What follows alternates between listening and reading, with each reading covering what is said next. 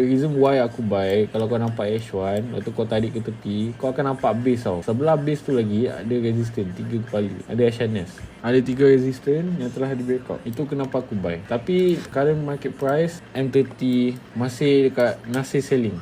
Pressure selling tu masih kuat. Disebabkan Trump punya announcement tweet tu. Aku nak re-entry lagi guys. Round 3 standby.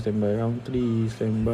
Berapa ramai orang ikut. Aku rasa make on je ni ikut, sumpah. Kalau kau nak tahu kenapa gold junam sekarang, sebab Trump dekat statement, kan hari ni NATO Summit tau. NATO Summit ni antara negara Europe, negara US apa semua. Dekat NATO Summit tu, Trump buat announcement. Trump bagi speech lah yang mungkin akan ada attack baru dekat Iran.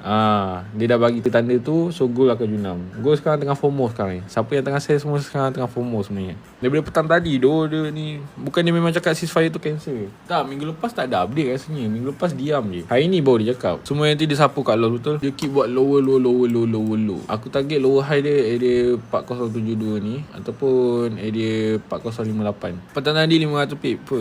Lazo FMC buy tak? Tak tahu. Aku tak tahu sebab aku tak ada dalam meeting tu lagi. Dia tak WhatsApp aku. Long, jom lah Long. Meeting nak start. Dia tak WhatsApp aku lagi. Kalau aku dalam meeting tu, aku dengar apa yang dia cakap, mungkin aku tahu mana nak buy, mana nak sell. Sumpah. Aku buying back pukul 3. 2.30 dia akan gerak sikit. Pukul 3 tu baru dia gerak. Aku entry 1 je kat atas ni. Kalau nak ikut lah. Ikut sesuai korang lah sebenarnya. Tapi aku tak sarankan sekarang sebab dia tak break lagi. At least M5 lah. M1 dah cantik dah sebenarnya. Dia fly weh 30 pip sekarang. 50 pip boleh ambil separuh yang ni. Kau TP satu, lagi satu tu kau boleh hold.